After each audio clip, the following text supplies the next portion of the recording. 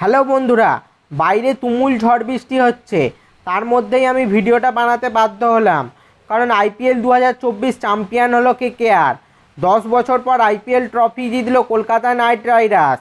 10 বছর পর IPL trophy এলো কলকাতায়। ক্যাপ্টেন শ্রেয়স আইয়ার ও মেন্টর গৌতম গম্ভীরের হাত ধরে ফাইনালে রাজকীয় জয় পেল কেকেআর। তৃতীয়বারের জন্য আইপিএল চ্যাম্পিয়ন হলো কেকেআর।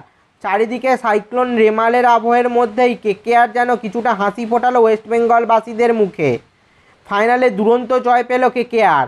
টসে জিতে প্রথমে ব্যাটিংয়ের সিদ্ধান্ত নেয় এসআরএইচ ক্যাপ্টেন প্যাট কামিন্স। আর প্রথমে ব্যাট করতে নেমে চূড়ান্ত ব্যর্থ হায়দ্রাবাদের ব্যাটসম্যানেরা। এদিনও ফ্লপ গেলেন অভিষেক শর্মা ও ট্রাভিস হেড। ম্যাচের শুরুতেই অভিষেক শর্মাকে বোল্ড করে দেন 25 কোটির স্টার্ক। এরপর ট্রাভিস হেড ও বৈভব আরোরার বলে গোল্ডেন ডাক করে প্যাভিলিয়নে ফেরেন। 21 রানে 3 উইকেট হারিয়ে চাপে পড়ে যায় এসআরএইচ। সেখান থেকে তারা আর ম্যাচে ফিরতে পারেনি। 18.3 ওভারে 113 রানে অল আউট হয়ে যায় হায়দ্রাবাদ।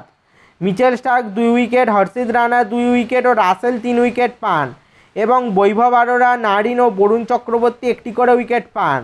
কেকেআরের জয়ের জন্য টার্গেট দাঁড়ায় 114 রান, যা কেকেআর 2 উইকেট হারিয়ে 10.3 ওভারে রান চেস করে দেয়। Completely one sided match. কেকেআরের হয়ে গুরবাজ 32 বলে 39 রান করেন এবং ভেঙ্কটেশ আইয়ার 26 বলে 52 রান করে নট আউট থাকেন।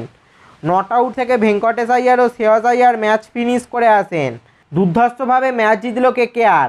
স্টার্ক 3 ওভারে 14 রান দিয়ে 2 উইকেট নিল। 25 কোটির মিচেল স্টার্ক দেখিয়ে দিল তাকে কেন বিগ ম্যাচ প্লেয়ার বলা হয়। সঙ্গে রাসেলও 2 ওভার 3 বল করে 19 রান দিয়ে 3 উইকেট পেল। আজ কেকেআরের জয়ের পিছনে নায়ক স্টার্ক, রাসেল, ভেঙ্কটেশ আইয়ার। ব্যাটে দুর্দান্ত হাফ সেঞ্চুরি করলেন ভেঙ্কটেশ আইয়ার। সব মিলিয়ে দুরন্ত একটা টিম গেম। গোটা টুর্নামেন্ট ধরে কেকেআর ভালো খেলে আসছিল, ফাইনালেও তার ব্যতিক্রম হলো না। সানরাইজার্স হায়দ্রাবাদকে হারিয়ে আইপিএল 2024-এর ট্রফি জিতে নিল শ্রেয়স আইয়ারের গৌতম গম্ভীরের কলকাতা নাইট রাইডার্স। তো বন্ধুরা, কেকেআরের এই আইপিএল জয় নিয়ে তোমাদের কি মতামত তা নিচে কমেন্ট করে জানাও। এই ধরনের ক্রিকেট রিলেটেড ভিডিও পেতে অবশ্যই চ্যানেলটি সাবস্ক্রাইব করে দাও আর পাশের বেল আইকনটাও বাজিয়ে দাও। ফেসবুক থেকে ভিডিওটা দেখলে পেজটা অবশ্যই ফলো করে দাও আর ভিডিওটা লাইক শেয়ার করতেও ভুলবে না যেন। দেখা হচ্ছে পরের ভিডিওতে।